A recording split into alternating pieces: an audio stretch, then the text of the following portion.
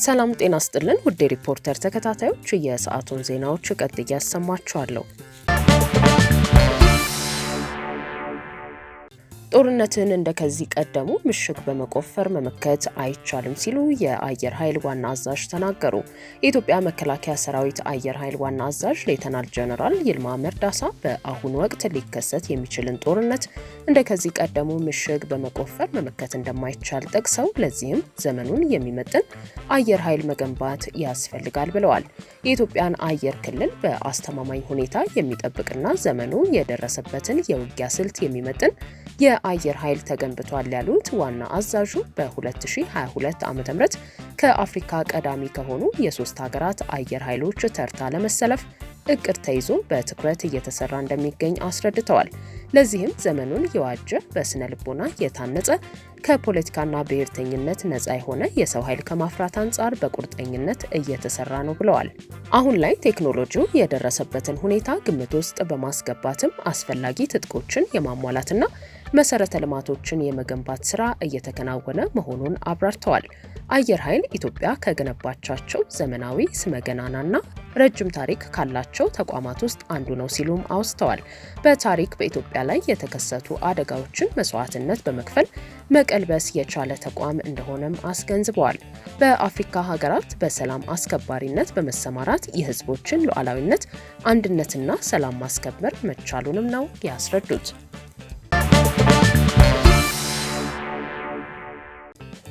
የኢትዮጵያ መንግስት ህወሓትና የትግራይ ህዝብን በአንድ መነጽር እየተመለከተ በጅምላ የሚወስደው ቅጣት አሳሳቢ ነው ሲል ሳልሳይ ወያነ ትግራይ ፓርቲ አስታወቀ። ጊዜያዊ አስተዳደሩ በጀት እንደዘገየበት የገለጸ ሲሆን ጠቅላይ ሚኒስትሩ በጀቱ ለወታደሮች እየዋለ ነው ማለታቸውም አይዘነጋም። በትግራይ ክልል የሚንቀሳቀሰው ተቃዋሚ የፖለቲካ ፓርቲው ሳልሳይ ወያነ ትግራይ በፌዴራሉ መንግስትና ትግራይ በሚገኙ ኃይሎች መካከል ስላለው መካረር ትላንት ምሽት ባወጣው መግለጫ አሳስቧል። ፓርቲው በመግለጫው የኢትዮጵያ መንግስት የትግራይን ህዝብ አሁን ህጋዊነቱ ተሰርዞ ከሚገኘውና በክልሉ ጉልህ የፖለቲካ ኃይል ሆኖ የቀጠለው ህወሓት ጋር በአንድ እይታ እየተመለከተ ህዝቡን ከህወሓት ጋር አብሮ የቀጣና በህዝብ ላይ እርምጃ እየወሰደ ይገኛል በማለት ገልጸዋል።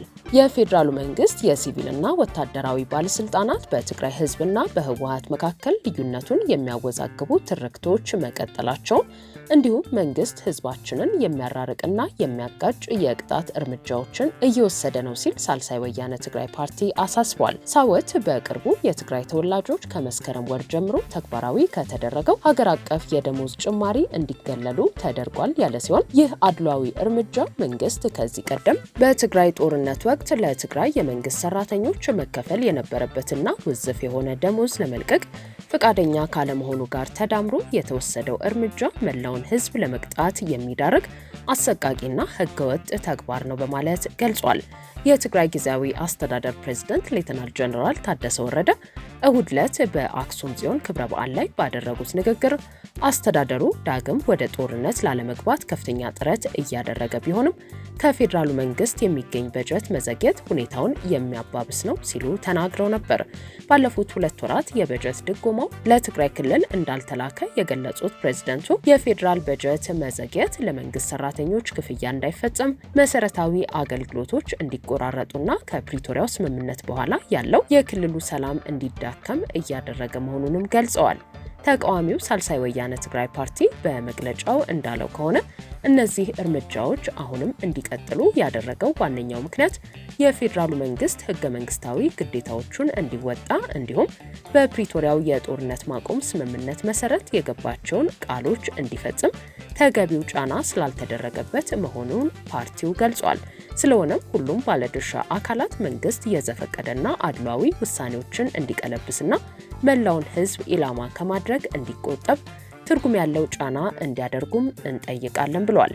ይህ እርምጃ ማብቃት አለበት ሲል ያስገነዘበው ተቃዋሚ ፓርቲው የደሞዝና ተያያዥ ጥቅማጥቅሞችን መከልከል ከባድ የሰብአዊ መብት ጥሰት በመሆኑ የሰብአዊ መብት ተሟጋች ድርጅቶች ጉዳዩን በቅርበት እንዲከታተሉት ጥሪ አቅርበዋል። የጊዜያዊ አስተዳደሩ ፕሬዝዳንት ሌተናል ጀነራል ታደሰ ወረደ እንደገለጹት ደግሞ ከፋይናንስ ጋር የተያያዘው ችግር ከደሞዝ አለመከፈል ባለፈ በክልሉ የገንዘብ ፍሰት እጥረት በመፈጠሩ ባንኮች ገንዘብ ማጣታቸው እንዲሁም ነዋሪዎች የራሳቸውን ገንዘብ ከባንክ እንዳያወጡና እንዳይጠቀሙ እስከ ማድረግ መድረሱን በመግለጽ አሳስበዋል። በተያዘው ዓመት መጀመሪያም የጊዜያዊ አስተዳደሩ ምክትል ፕሬዝዳንት አቶ አማኑኤል አሰፋ ለመንግስት ሰራተኞች፣ ለመምህራን፣ ለጤና ባለሙያዎችና ለክልሉ የጸጥታ ኃይሎች ውዝፍ ዕዳ ለመክፈል ከ20 ቢሊዮን ብር በላይ እንደሚያስፈልግና ክልሉ ካለው አቅም ጋር የማይመጣጠን መሆኑን መግለጻቸው ይታወሳል። ጥቅምት 18 ቀን 2018 ዓ.ም በነበረው የህዝብ ተወካዮች ምክር ቤት መደበኛ ስብሰባ ላይ ተገኝተው ምላሽ ሲሰጡ የነበሩት ጠቅላይ ሚኒስትር አብይ አህመድ ከትግራይ ክልል ጋር የተያያዙ ጉዳዮችን ባነሱበት ወቅት የፌዴራሉ መንግስት ወደ ትግራይ ክልል የሚልከው በጀት ለወታደሮች እየዋለ በመሆኑ ህዝቡን እየጎዳ ነው ሲሉ መናገራቸው አይዘነጋም።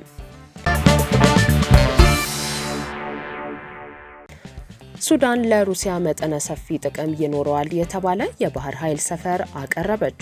ሱዳን ለሩሲያ መጠነ ሰፊ ጥቅም ይኖረዋል የተባለ የባህር ኃይል ሰፈር ያቀረበች ሲሆን ይህም ሩሲያ በአፍሪካ ውስጥ እያገኘችው የመጀመሪያው የባህር ኃይል ሰፈር መሆኑን ዘ ዎል ስትሪት ጆርናል ዘግቧል።